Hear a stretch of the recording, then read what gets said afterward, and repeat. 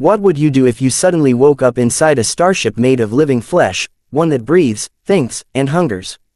That question cuts through the darkness like a blade, because before you can even attempt to answer it, you feel the world around you move. Not in the mechanical shudder of an engine or the cold tremor of metal plates, but in a slow, wet, organic contraction, like the tightening of a colossal muscle wrapped around your entire existence. The air is thick, warm, and damp, carrying a sweet, rotting scent that clings to your lungs with every terrified breath you draw. The ground beneath you pulses with a heartbeat that isn't yours. The walls around you twitch, responding to the smallest rustle of your clothing, as if curious or hungry. Somewhere beyond the membrane-like barrier enclosing you, something massive drags itself across the interior of the ship, its steps resonating as deep biological thuds that shake fluid loose from the ceiling. You don't know where you are. You don't know how you got here. But you already understand one thing with horrifying clarity: whatever this place is, it is alive, and it knows you're awake. You try to steady your breathing, but the space around you reacts instantly. The walls ripple, veins glowing faintly with a sickly bioluminescent pulse that spreads outward like a warning signal. It feels as though the entire structure is alerting every part of itself to your presence. A heavy, rhythmic hum rises from the depths below, a sound not made by any machine but by something organic, something powerful, something sentient. It vibrates against your bones until you feel your heartbeat syncing with the ship's unnatural rhythm. Then, just as your panic begins to boil over, the floor beneath you shifts with a slow, predatory grace. It isn't just that the ship is alive, it's that it is aware. It is listening, it is studying, it is deciding. You reach out instinctively, hand trembling, and your fingers brush against a surface that feels like warm cartilage stretched thin over bone. It twitches beneath your touch. A wave of revulsion shoots through you, but before you can pull back, a sudden shiver runs through the entire chamber, like a creature flexing its muscles in anticipation. The air becomes colder. A low, almost inaudible clicking begins somewhere in the darkness behind the walls, echoing like distant mandibles scraping together. And then it hits you with the force of absolute, primal dread: you are not alone in here. Something else is awake. Something else is watching. Something else is waiting. Your mind races through every possibility: abduction, nightmare, hallucination, but none of them explain the warm trickle of fluid running down the wall beside you, or the sensation of being weighed, measured, and evaluated by an unseen intelligence older and hungrier than anything you've ever imagined. And as a sudden, sharp vibration runs through the ship, like a psychic exhale dripping with curiosity, you understand the truth you never wanted to face. This place is not your prison. It is your predator, and it has already begun deciding what to do with you. The moment you force your body upright, a wave of dizziness crashes over you, and the chamber around you responds as though your movement sends ripples through its nervous system. The walls tighten for a brief second, like a throat constricting, and a wet, sucking sound echoes through the space before they relax again. A long, trembling breath escapes your lips, but it blends indistinguishably with the humid air, thick with the scent of mucus, digestive fluids, and something disturbingly sweet, almost like overripe fruit decaying from the inside out. Every breath feels like it carries a film of biological residue, coating your mouth and filling your lungs with a warmth that makes your skin crawl. The ground beneath you rises and falls in slow waves, as though you are sitting on the ribcage of some slumbering monstrosity whose pulse throbs through your bones. You don't want to touch anything, but you can't help it. The space is too small, too tight, too alive. Everywhere your skin meets the surface, you feel a soft, moist give followed by a faint quiver, as though the ship itself is reacting to your temperature, your weight, your presence. Your heartbeat quickens, but the chamber reacts even faster. A faint glow spreads through the veins embedded in the walls, thick, worm-like tubes carrying viscous, dark fluids that pulse in rhythm with your escalating panic. It feels like the ship is studying you, not with eyes or cameras, but with its entire body. You can sense it collecting information from your breath, your sweat, your trembling muscles. Even the air seems to shift with purpose, carrying subtle chemical signals that brush against your senses like invisible probing fingers. Somewhere behind the fleshy barrier, you hear a series of soft, clicking noises, like insect limbs scraping together, building into a pattern that feels less like a warning and more like communication. Not communication meant for you, but about you. You try to stand, sliding your hand along the quivering wall for support. It feels like touching a living organ, warm, pliable, and wet. Your fingers press into it slightly, sinking just enough to feel the faint twitch of reactive tissue beneath the surface. You recoil, but your movement triggers something deeper within the ship. A sudden thud echoes from below, followed by a slow, massive shift that travels upward like a wave rolling through the body of a colossal beast. The space around you trembles. The floor rises, lowering, adjusting. For a brief, horrifying moment, you feel as though you are being repositioned, gently, deliberately, like a piece of biomass being moved into optimal place. You freeze, breath caught in your throat, hoping your stillness might calm the living architecture. But the ship has already tasted your fear. It vibrates through the chamber like a psychic hum, a low-frequency resonance that makes the hairs on your arms stand on end. It's not a sound you hear, it's a sensation that blooms inside your skull, weaving itself into the deepest corners of your thoughts. Something is reaching out to you. Not physically, but mentally. You feel a faint tug at the edge of your mind, like a cold fingertip brushing across the surface of your consciousness, attempting to peer inside.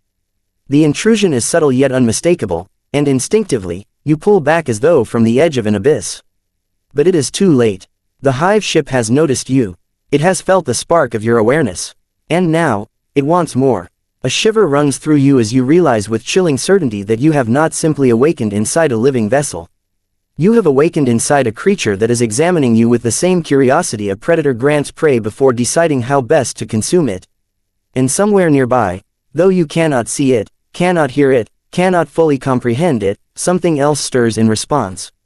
Something coming closer. Something meant to investigate you more directly. The moment your senses adjust to the pulsing, suffocating darkness, you begin to understand that the place you've awakened in is far more than a chamber. It's a biological cage, grown specifically to restrain and study whatever unfortunate organism ends up inside. The walls curve unnaturally, as if molded around you, forming a space just wide enough to keep you confined but narrow enough to make every movement feel like an intrusion into the body of a waiting predator. The air clings to you in a damp embrace, saturated with a thick humidity that smells of blood, digestive acids, and the musky scent of freshly shed skin. Each time you inhale, it feels like the ship is inhaling with you, syncing its internal rhythm with your lungs, learning their timing, testing their strength. The temperature is eerily precise, warm enough to loosen muscles, soft enough to keep you vulnerable, almost as if the ship itself is calibrating the environment to prevent your body from collapsing too soon. As you push yourself off the pulsing floor, your hand brushes against a series of ridges embedded in the wall, structures that look and feel disturbingly like exposed cartilage. They twitch beneath your touch, retreating as though offended by your presence. The floor beneath you seems to thicken, as if it's trying to mold itself around your feet, subtly anchoring you in place. You lift your leg quickly, and for a moment, a faint thread of sticky, translucent fluid stretches between you and the living tissue before snapping and rolling back into the pulsating surface. Everything here wants contact. Everything here wants connection. Everything here wants to claim. A faint vibration ripples through the chamber, and the organic walls part slightly, revealing an adjoining passageway. You're not sure if it opened on its own or in response to your movement, but the message is clear. The Hive ship has noticed its new occupant, and it is adjusting itself to accommodate you. The organic corridor beyond looks like the inside of a colossal throat, lined with wet, membranous tissue that flexes and quivers with each pulse of bioluminescent veins running through it. You can see fluids draining through transparent channels beneath the living floor, carrying something dark and chunky, something you wish you hadn't noticed. With growing dread, you realize that these channels might be transporting dissolved remains, nutrient slurry from organisms that were here before you. The ship digests everything, it wastes nothing, and now, it is evaluating where you fit into its biological hierarchy. A faint sound reaches you, soft at first, then unmistakable. A whimper, a human whimper. You turn, eyes scanning the fleshy chamber, and your heart freezes when you spot the shape in the far corner. At first, you mistake it for a mound of tissue or discarded organic matter. But then it moves, shakes, lifts its head. A face you almost recognize, pale and gaunt, stares at you through half-opened eyes. Their body is fused to the wall by thick strands of living tissue, wrapped around their limbs and torso like a grotesque cocoon. They try to speak, but all that escapes their cracked lips is a whispered plea, a sound so quiet you almost miss it. You inch closer, pulse pounding. Their eyes widen, not with hope, but with terror, as they struggle against the organic bonds, sinking deeper into the wall with every movement. You stop immediately. Something is wrong, terribly wrong. The ship responds to their struggle by tightening the flesh around them. A wet crunch fills the chamber as the membrane presses against their ribs. You watch helplessly as they cry out, weak, broken, before the ship silences them with a sickening squeeze. Their body slackens. The walls relax. The ship absorbs their final breath with a gentle, almost affectionate pulse. And in that horrifying moment, you understand what kind of prison this is. This place doesn't merely hold you. It harvests you. It learns you. It breaks you down, cell by cell, thought by thought, fear by fear. And then, when it has taken everything there is to take, it consumes you. You back away from the wall-bound corpse, your pulse thundering so violently you can feel it throbbing in your fingertips. Every instinct in your body screams at you. To run, to hide, to vanish, but there is nowhere to run in a living maze that rearranges itself like muscle responding to pain. The air feels heavier now, thicker, as though the hive ship has increased its humidity and temperature to heighten your stress. Your breaths come faster. The walls pulse faster. It's as if the ship is savoring your fear, letting it circulate through its tissues like a fresh chemical it has never tasted before. Then you hear it, a soft tap, almost gentle, echoing through the corridor just ahead. Then another. Then a third, slow and deliberate. It's the rhythm that terrifies you. Not frantic, not confused, not random, but patient, calculated, predatory. You freeze, listening. The tapping moves along the ceiling, each contact accompanied by the faint scrape of something sharp dragging across organic material. Whatever it is, it's not walking on the floor. It's crawling above you, clinging to the living tissue as effortlessly as a spider climbing its web. The ship reacts to its movements with a tremor of recognition, like nerves firing in approval. The creature doesn't just belong here. It is part of here. A faint hiss escapes from somewhere in the darkness. Not loud, not threatening, almost a whisper of curiosity. You strain your eyes, trying to pierce the dim bioluminescent glow pulsing through the walls, but all you can see are shifting shadows. Something slender and long slithers across the membrane above you, silhouetted against the soft greenish light. For a moment, it is nothing but a blur, fast, fluid, impossibly silent. But then it stops, slowly, deliberately. It's watching you. You can't see eyes, but you feel them. A weight presses against your mind, subtle but unmistakable.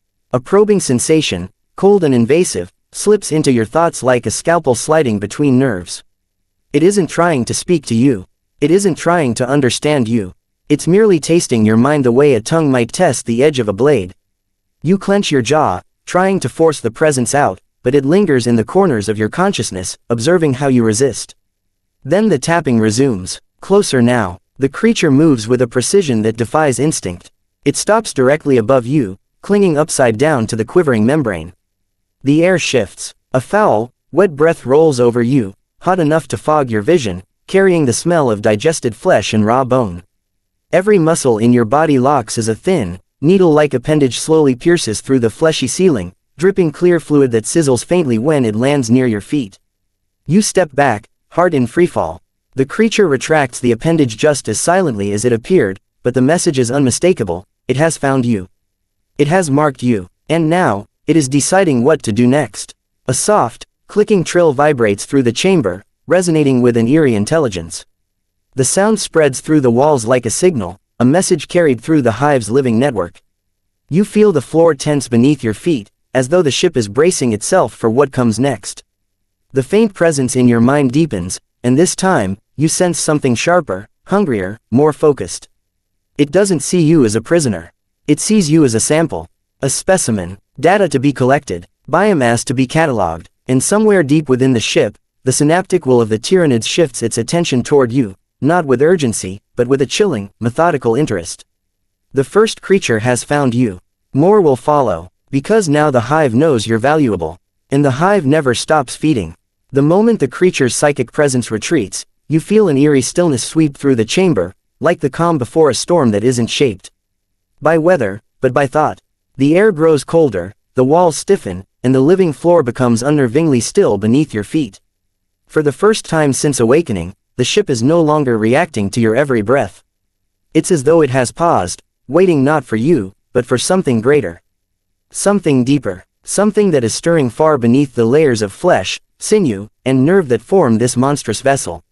You suddenly become aware of an immense, silent intelligence pressing against the edges of your mind, not as an individual creature, but as an ocean, vast, unified, ancient, and terrifyingly focused.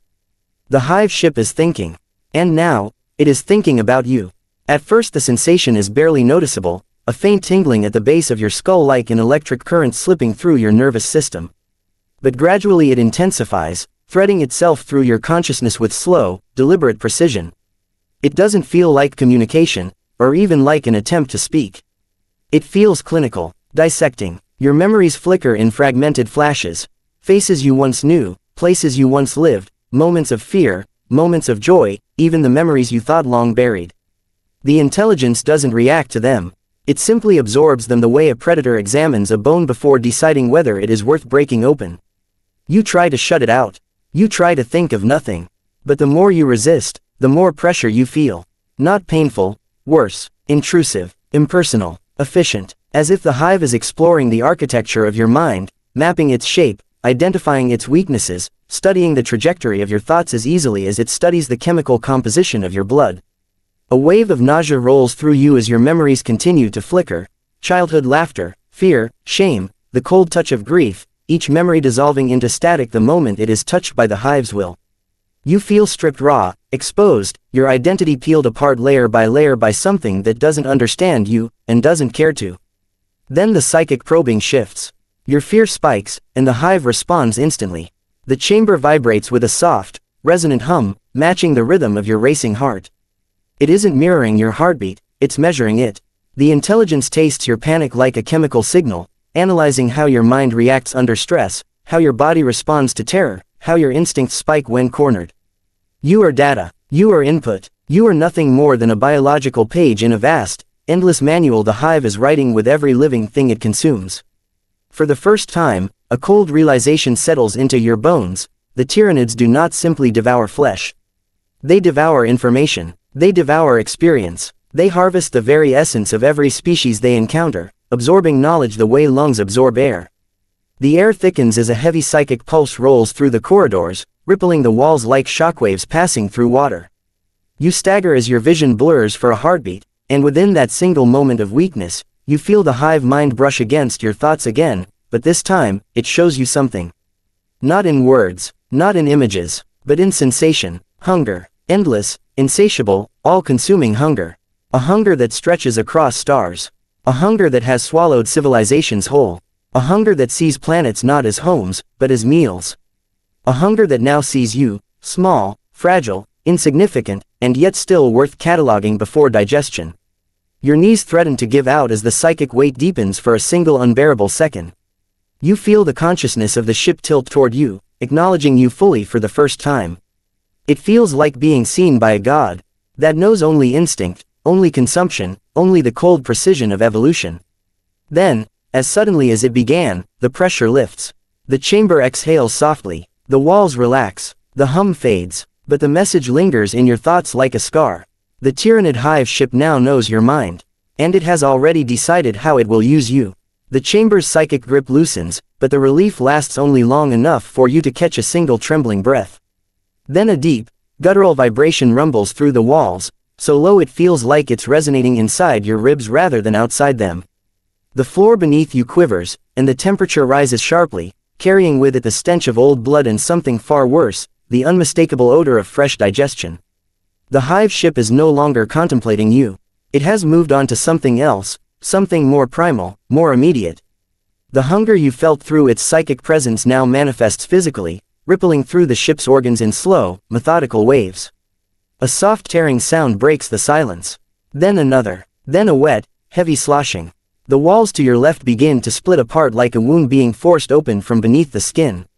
Thick strands of sticky fluid stretch between the separating membranes, snapping one by one as the opening widens. The smell intensifies immediately, an acidic, metallic scent that burns your throat and forces tears into your eyes.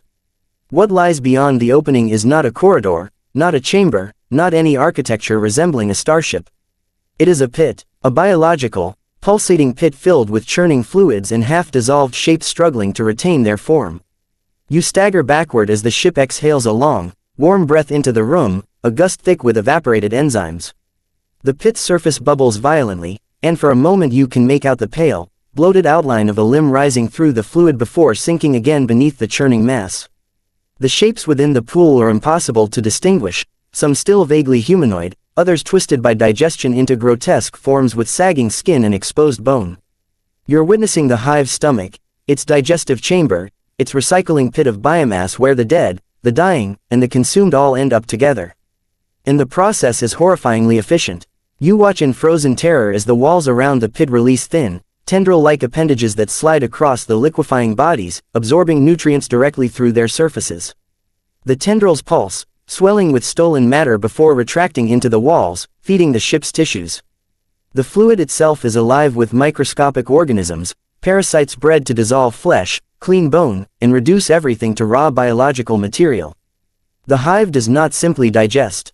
It refines, it recycles, it repurposes. Nothing is wasted, not blood, not muscle, not memories, not screams. Another body drops into the pit from above, still moving, still struggling. You hear a weak moan as it hits the surface, limbs flailing against the acidic slurry. The scream barely leaves their throat before the parasites swarm, clinging to their skin like living sand. You want to look away. Every instinct tells you to. But you can't. The horror is paralyzing, a grotesque display of biological efficiency that you cannot escape. Then the ship reacts to you again. The pit's walls shiver, and the membrane behind you seals shut with a wet, finalizing squelch. You are alone with the sound of digestion, alone with the smell of agony, alone with the knowledge that this place was built not just to consume bodies, but to understand them, to break them down completely and then rebuild their essence into something else.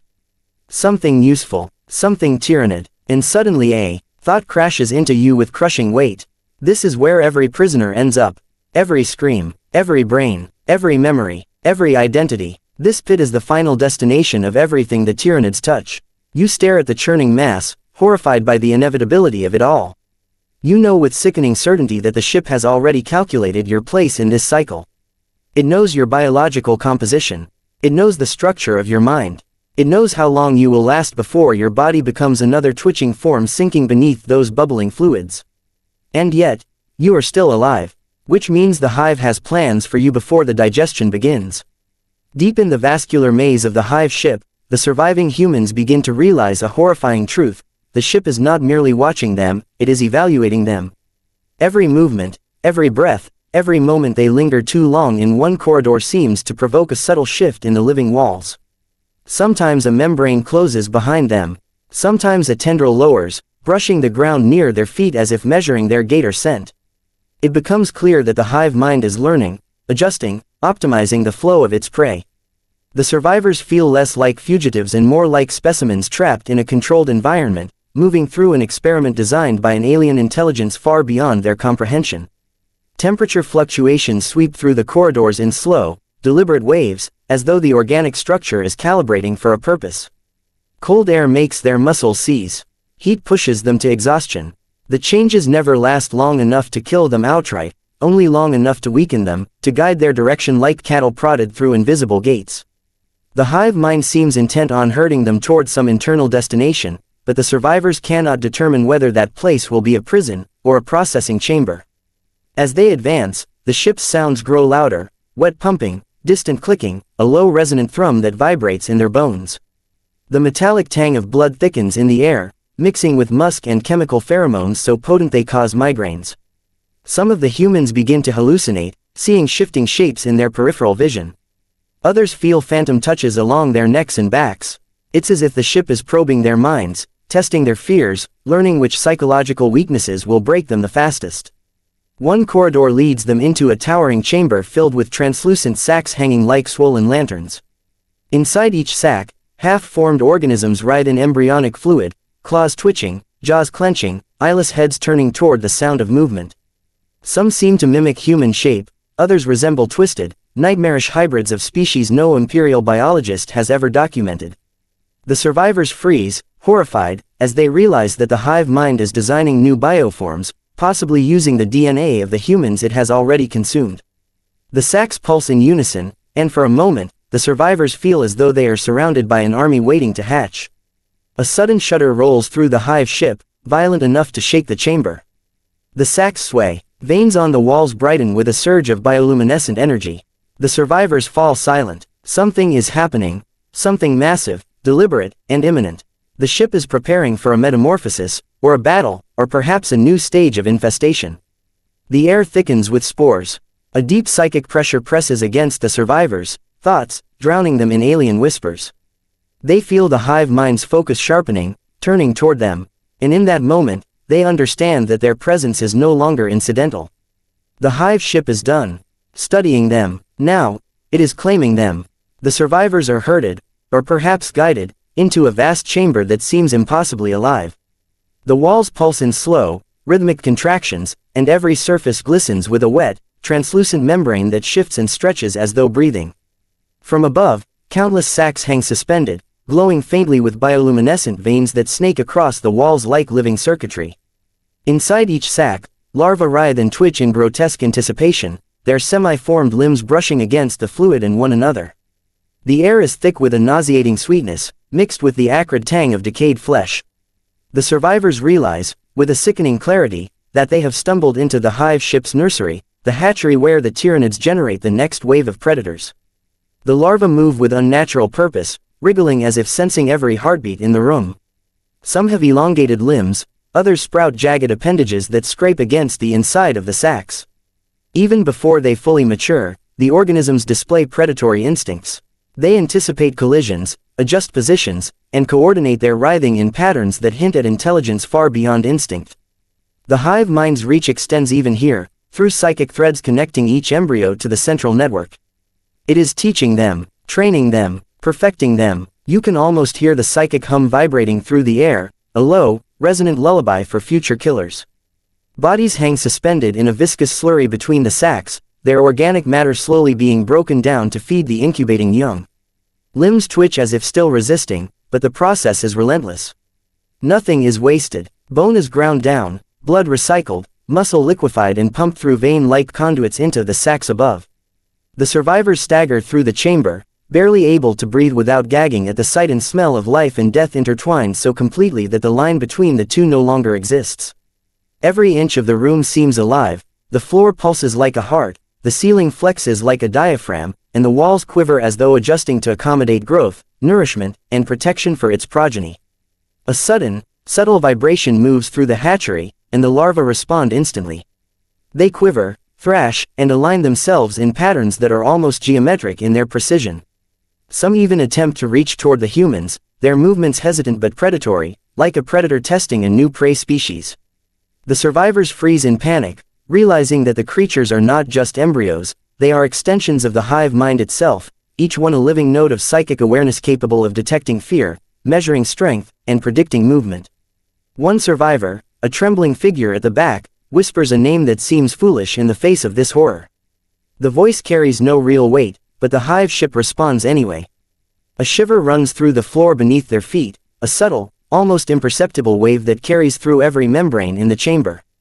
The larvae stop writhing, their attention focused on the humans like a single, collective eye. The survivors are acutely aware that they are no longer observers, they are intrusions, anomalies in a perfectly controlled environment. The realization is devastating. The hive ship does not simply consume what it kills. It grows, learns, and strengthens from it, and the survivors are now part of the system, catalogued as potential fuel, potential genetic material, potential prey for the next generation. The pulse of the hatchery beats like a heart, slow, methodical, and utterly inexorable. Every breath, every heartbeat, every nervous twitch is felt by the hive mind. The survivors understand, with icy clarity, that they are trapped inside a predator's womb, a living, breathing, growing machine of hunger and instinct that has no empathy, no conscience, and no mercy. Escape, if possible at all, would not be a matter of skill or cunning. It would be a matter of surviving against something that already knows everything about you, that anticipates your every move, that exists solely to ensure that you, and everything like you, are consumed, repurposed, and forgotten. And somewhere in the pulsating depths of the hatchery, you can feel the first larvae beginning to sense you. They are awake, and they are hungry. The corridor shudders violently beneath you as the hive ship's massive psychic presence presses in from all directions. Every nerve in your body screams, but your legs move almost automatically, carrying you toward a slim hope of escape. The walls pulse, tendrils lash, and organic tunnels twist unpredictably, but against all odds, you find yourself slipping through a narrowing passage, a living artery leading outward, away from the churning heart of the hive. Behind you, the ship reacts instantly, sealing off chambers and redirecting corridors in an intelligent, fluid motion that suggests it is learning even as it hunts. You can feel it cataloging your pattern, anticipating your movements, tasting your fear. Then, finally, you emerge into a broader chamber that hums with latent energy. A thin, transparent membrane arches ahead like a gate. Beyond it, a rush of vacuum and light threatens the edges of your perception. One step, just one frantic step, through that membrane, and you are free from the immediate grasp of the hive ship. Your lungs burn as you take a breath that is no longer contaminated by the putrid air of the predator's womb. You stumble forward, falling into the blackness beyond, and the cold emptiness of space slaps against every nerve. The ship pulses once, a deep, resonant vibration that you feel more than hear. It is not angry, it is curious, it has not forgotten you. And it will remember. You float in silence, staring at the endless void, heart hammering and body trembling. The screams, the thrashing larva, the crawling shadows, all of it lingers in your mind like a psychic scar. You know you survived, but survival carries its own weight. Memories of the hatchery, the digestive pits, the probing of the Tyranid intelligence, they will haunt you forever. You are alive, yes, but every instinct, every synapse, whispers that the hive ship's reach extends far beyond what your mind can grasp. Somewhere in the darkness of its corridors, parts of you, memories, fear, fragments of identity, remain catalogued, absorbed into the consciousness of a predator that spans the stars. And as the cold of space presses against your body, you realize a terrible truth: the hive ship does not just consume bodies. It consumes souls. It absorbs experience. It grows stronger with every encounter. And you are now part of its story, forever a footnote in an intelligence that will never stop learning, never stop hunting, never stop consuming. The final thought lingers as you drift among the stars, trembling but alive. If a Tyranid hive ship absorbs every memory, every thought, every fear, then somewhere inside it, someone is still screaming. Could that someone be you? And with that, the universe feels colder, emptier, and infinitely hungrier.